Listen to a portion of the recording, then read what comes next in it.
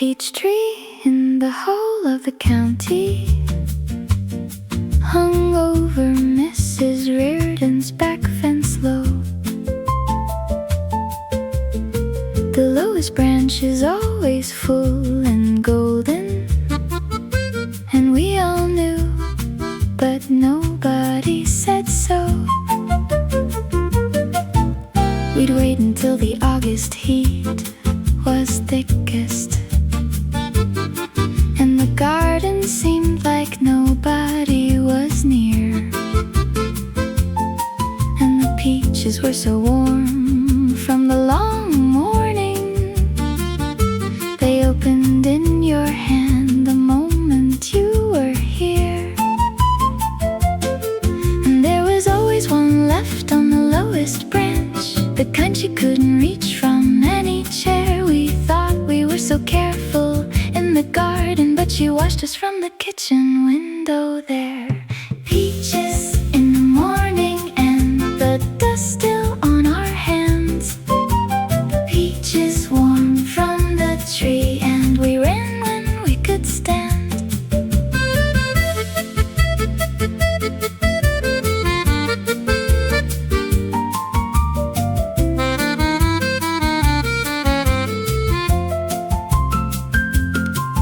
She watched from the window. She didn't say anything. I think she left the lowest branches that way on purpose. And the August after she was gone, the tree grew over the fence all on its own, and we picked them without running, and they didn't taste the same. Peaches in the morning and the dust still on our hands. Peaches warm from the tree, and she never said a word, not a word, not ever. We ate them standing in the lane with nothing to explain, and the juice ran down to our elbows like it always did in the summer.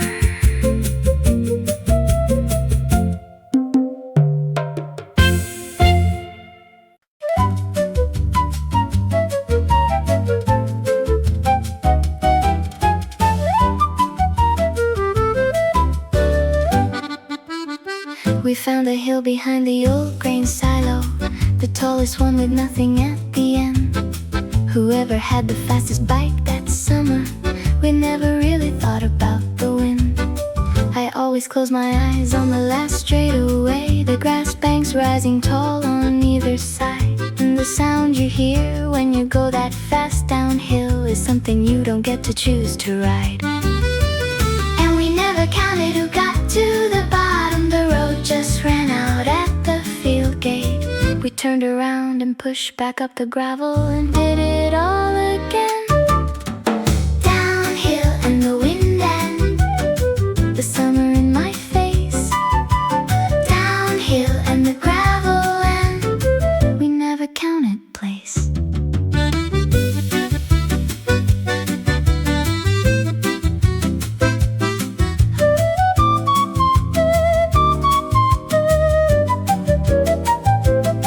We never counted who won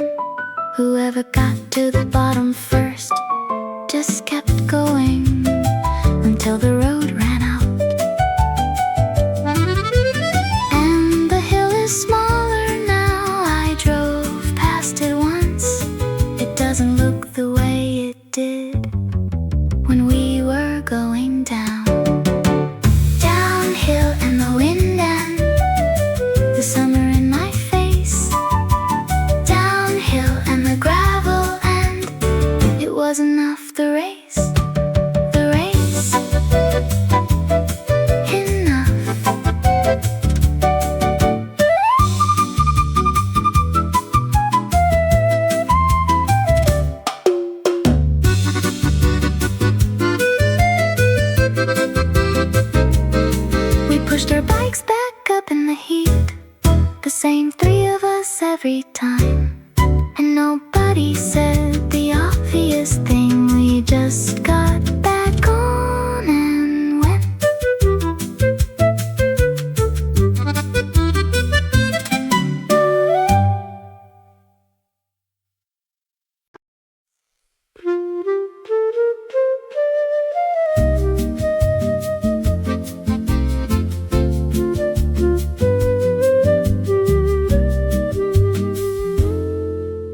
The lake had a wooden pier that listed slightly. The planks gone soft on one side from the shade. My father kept the box of tackle under the seat he always took, the one that stayed. We got there early when the light was sideways and the water looked like it had things to say. And he would bait the hook without explaining, the same way every time, the same way.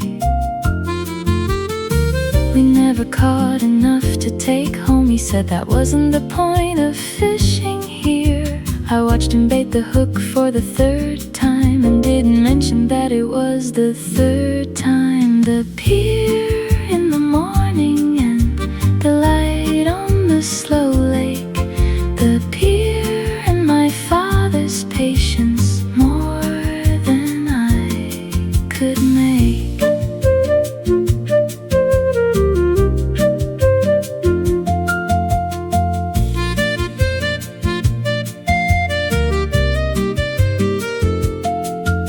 My father fixed my line for the third time without saying anything about the third time. I watched his hands, I didn't say anything either.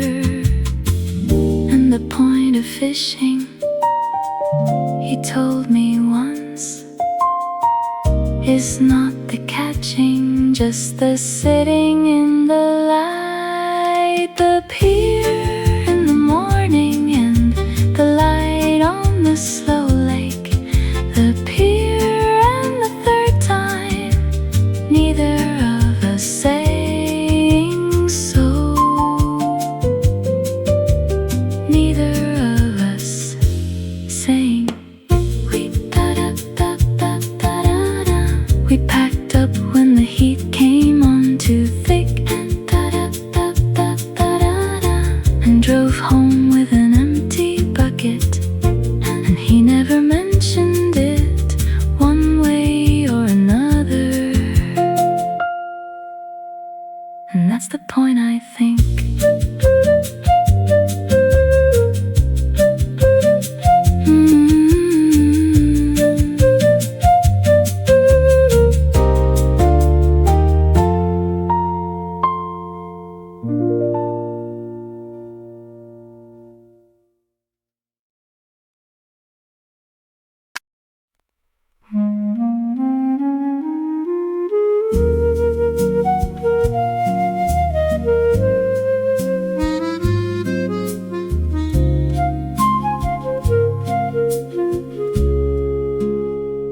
There was a well in the middle of the hayfield, the old stone kind that nobody had used. The rope was rotten through and tied to nothing, but the echo when you dropped a stone rang loose. We always stopped at it on the long walk back from the swimming hole when the afternoon was white. You put your head down into the cool dark circle and listen to yourself from the inside.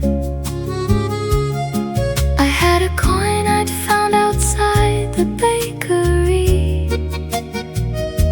I held it for a while before I threw. wish with both my eyes closed hard.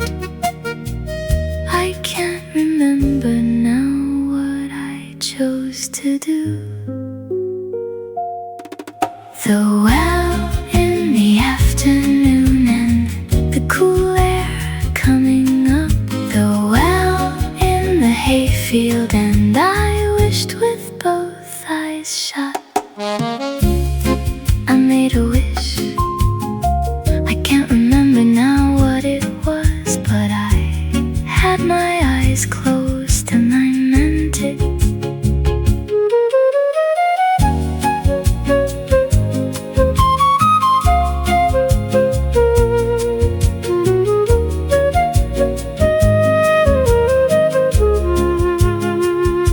And maybe that's the thing about a summer wish. You mean it completely, and then you let it go. The well in the afternoon and the cool air coming up. The well in the hayfield and I don't remember, but I meant it. I meant it.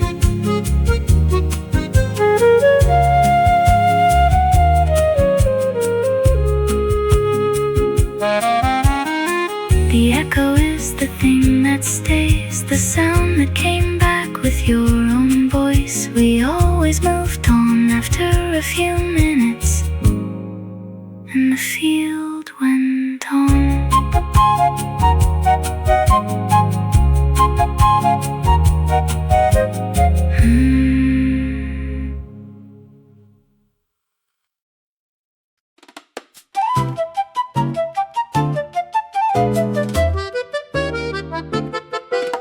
The Martins had a sprinkler at the side yard, and every August someone turned it on at 3. The rule was very simple and we all knew it. You had to go straight through and not slow down to see. We'd line up single file beside the fence post and go one at a time and not look back. You had to not think about the cold water. You had to just go straight, and that was that. Whoever slowed down in the middle had to go back to the start of the line, and that was fair. We all agreed on it, and we all slowed down every time. The sprinkler in the yard and the cold right in the face. The sprinkler in the afternoon, we did it every day. You had to go straight through, not slow, not stop. The cold if you stopped was too much, so you just went.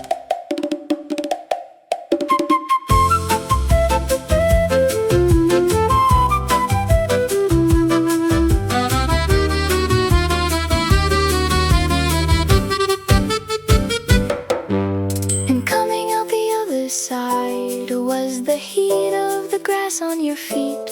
From cold to hot in 2 seconds flat, and that was the whole point. The sprinkler in the yard and the cold right in the face. The sprinkler and the choosing to go through anyway, anyway. Every time,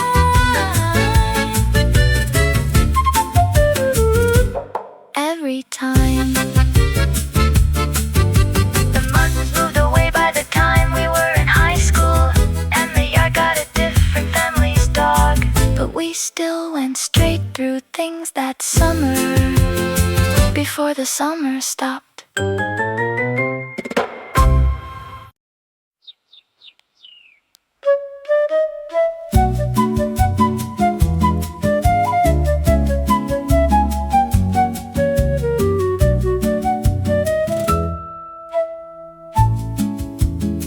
They cleared the old barn on a Friday evening. The hay bales pushed against the wall to sit. Old Mr. Collier brought his accordion and played the same 3 songs, and that was it? The wooden floor was loud beneath our stomping, and it sounded like the building understood. And the lanterns threw such long and moving shadows that dancing wrong looked better than it should. I didn't know the steps the way the others had grown up, knowing them the way you do. I watched the feet of whoever was beside me and followed everything a beat or two. The barn floor in the summer and the lanterns going long. The barn floor in the heat and I followed somebody along.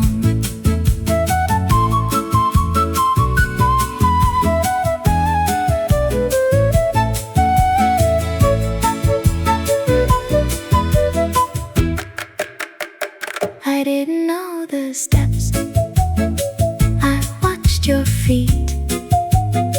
The floor was loud enough to cover all my mistakes, and by the end I knew it. Not the steps exactly, but the feeling of the weight from foot to foot. The barn floor in the summer and the lanterns going long. The barn floor and the stomping, and I learned it as I went, as I went, as I went, as I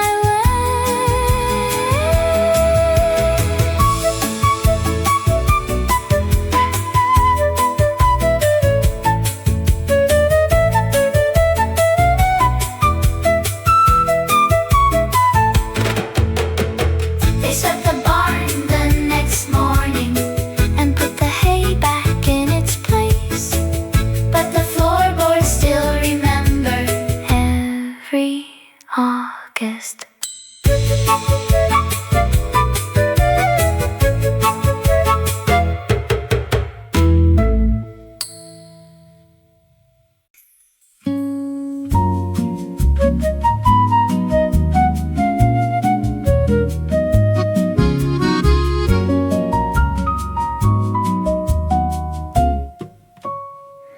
My father decided once in late July the whole family would sleep outside that night. He dragged the cushions from the porch chairs out and arranged them on the lawn, not quite right. We had sleeping bags and he had an old lantern, and the yard was very dark and then so bright. We could hear the neighbor's dog a few houses down, and the moths came to the lantern in the night. Nobody said this should be every summer. We just did it the next summer and the next. My father always forgot to bring a pillow and found one every time, one of the best. The porch in the summer darkened, the lantern in the yard. The porch and sleeping outside was never very hard.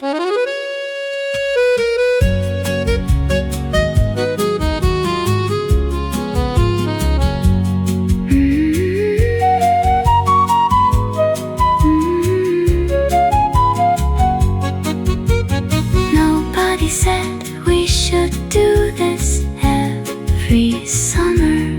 We just did. And my father always forgot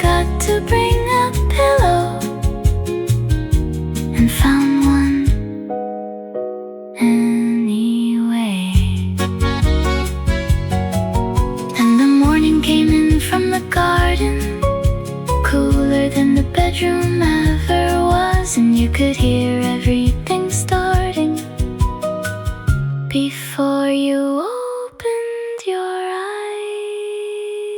The porch in the summer darkened, the lantern in the yard, the porch and waking in the garden, forgetting where you are,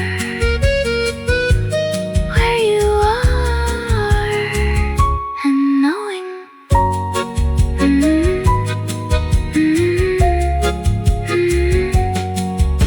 my mother made coffee before anyone else was up, and sat with it outside until the dew was gone. And when we woke, she was already there, like she'd been there all along.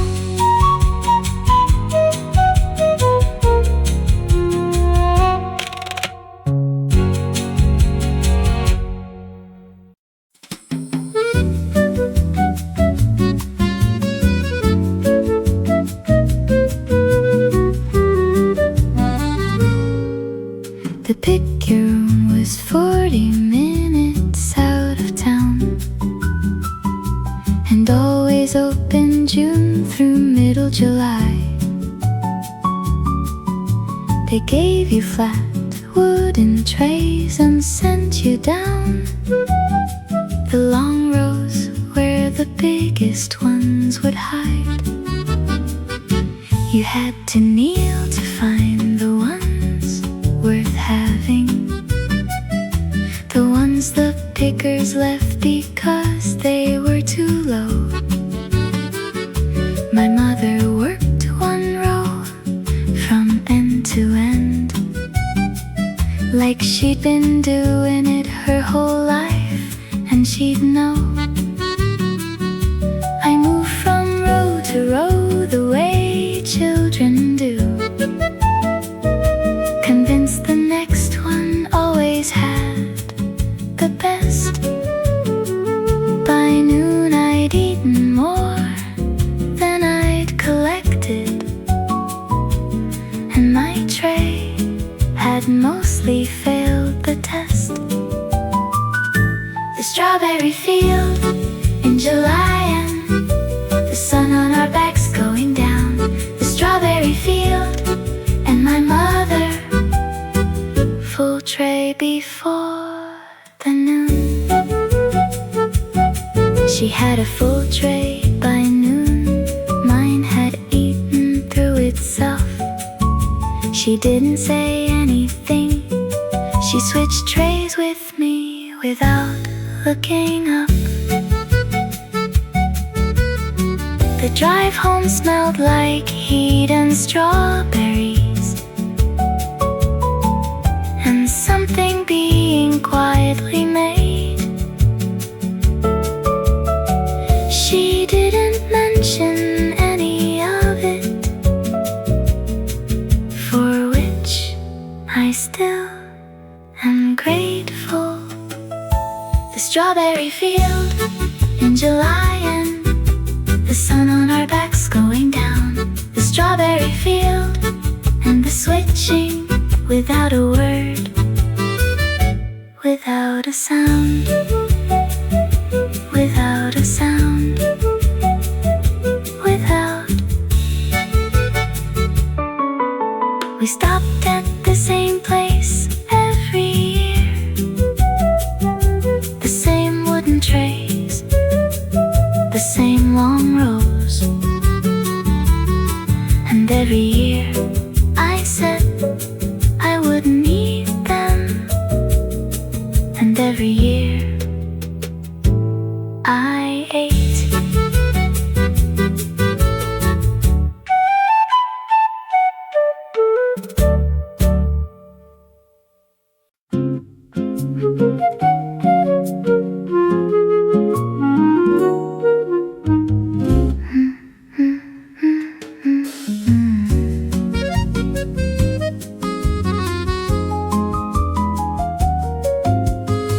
We used to sit on the fence at the field's edge when the light went and the air grew soft and still.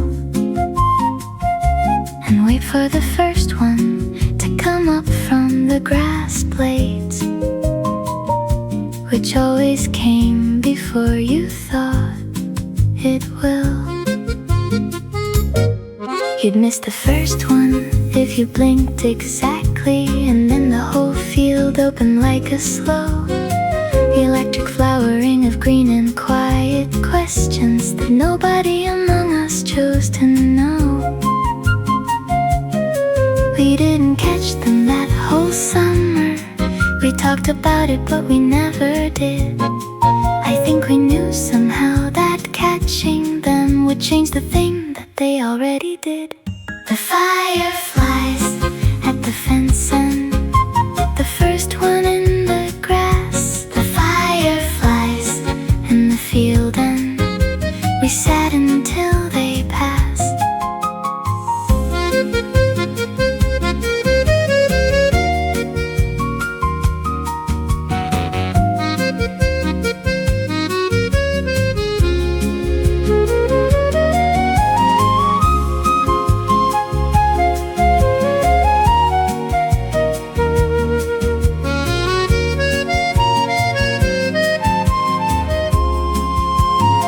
We didn't catch them that summer. We just sat and watched them come up from the grass like questions. And somebody said they blinked to find each other. I didn't know if that was true,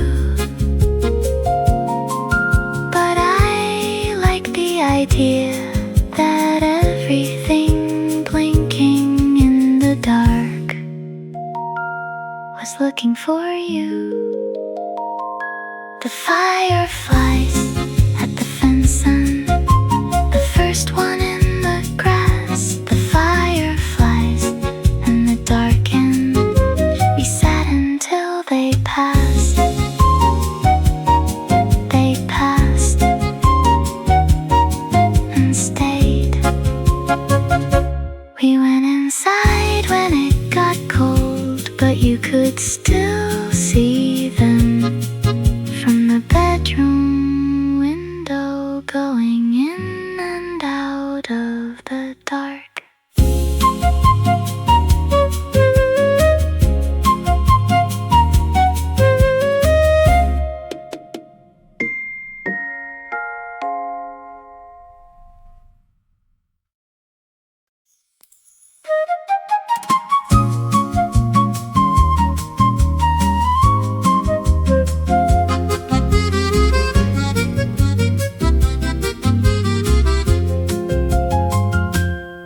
The county fair was 10 miles out of town, and every August my father drove the same road.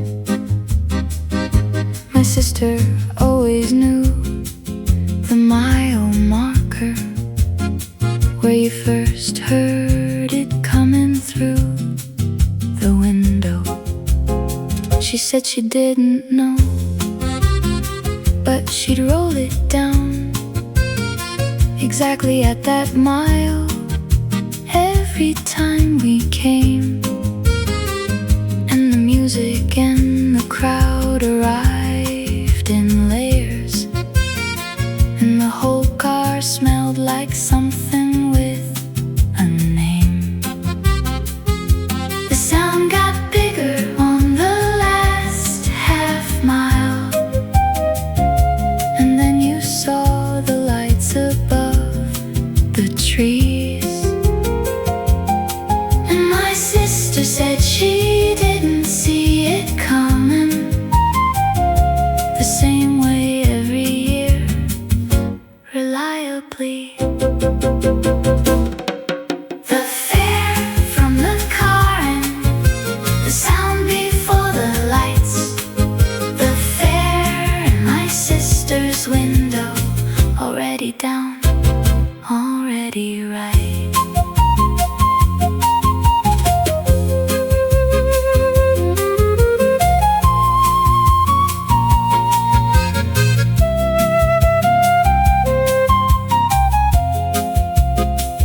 sister rolled the window down on the last mile.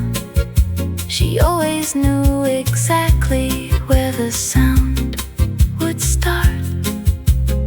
She said she didn't, but she did. And the point is not the fare exactly, it's the last mile coming in. When the sound arrives before the lights do, and you start to smell the food. The fare from the car and sound before the lights. The fare and the window down. She knew and didn't say every year.